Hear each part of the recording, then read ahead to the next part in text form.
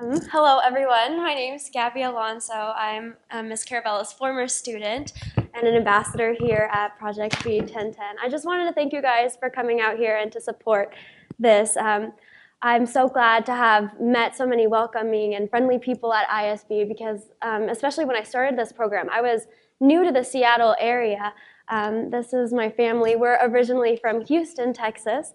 I grew up raised by a very loving, very Latino family. If there's any Hispanic people out there, you know what I mean. Our house was always full of people, of neighbors, of family, of friends my mom had just met while waiting in line at the grocery store.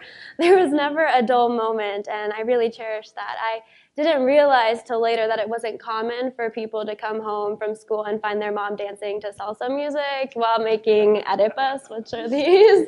But I really cherish that background that I've had and the hardworking motivation that they've instilled within me to go for my goals. And one of the main things that they taught me was just to make the most out of any situation.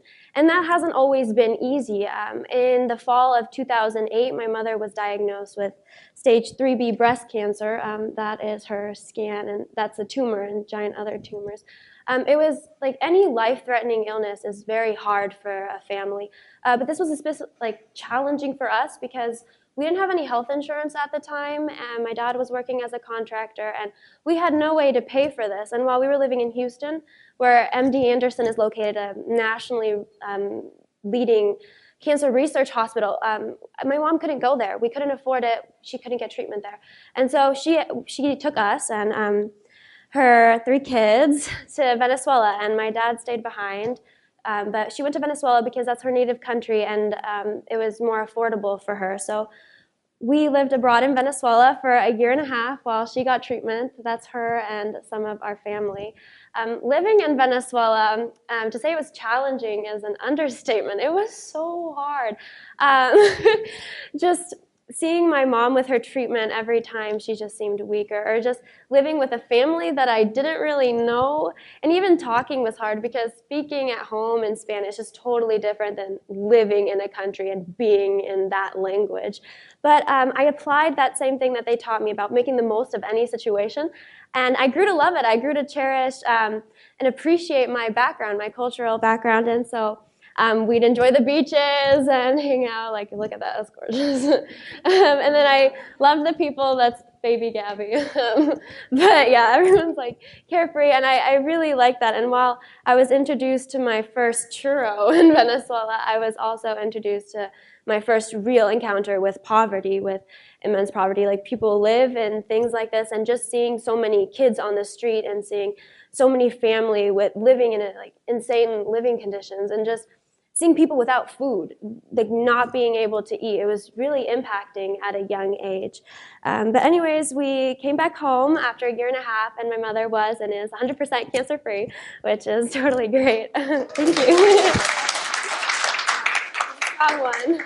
But we came back, and I was happy to be with my dad again, with my family, at home, totally different. But it was still hard because we still had to pay the medical bills. We had to pay everything, and we lost our home which we built to foreclosure. And he was still going in and out of jobs, and money was tight. So we ended up having to rely on the food bank and food stamps for food and to make meals, to make ends meet, which is when I first knew firsthand the own issue of food insecurity and why it's important. So we didn't last that long, thankfully, with food stamps and everything, but we've been able to bounce back now, but I'll never forget like those moments. So we fast forward now, Glacier Peak, I go to Glacier Peak High School my junior year.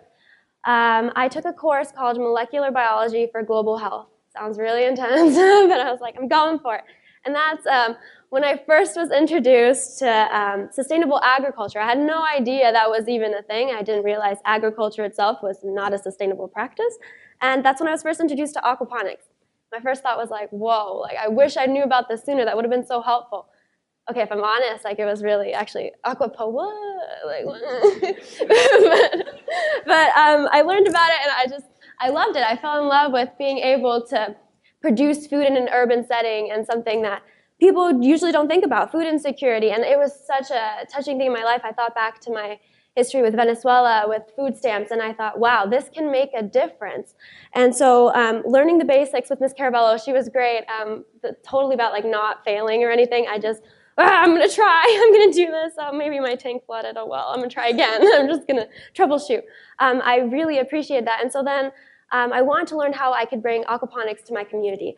And I took this internship at ISB, and these are the other interns, and I just fell in love, and I was able to gain tools to and like communicate the issue of food insecurity with others, and the support to be able to took what I learned and to go back to my school and talk about it with Miss Carabello to see what can we do more.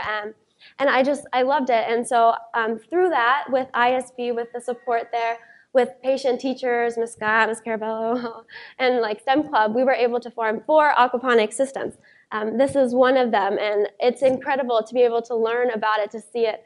And so our goal, right, as she said, was to bring food to the food bank, fresh produce, because it's changed a bit now, but I remember when I was there, there was just canned food, and you want something fresh, and so I feel like we can definitely make a difference in people's lives with aquaponics, with fresh produce. So through that, I've been able to do stuff with Farmer Frog. It's just so much, and I know that aquaponics, it may seem a little weird and daunting, but I know it can make a difference in people's lives because there's people out there who are in similar situation as me. So any work done towards aquaponics is not wasted, and I know it's valuable. So thank you.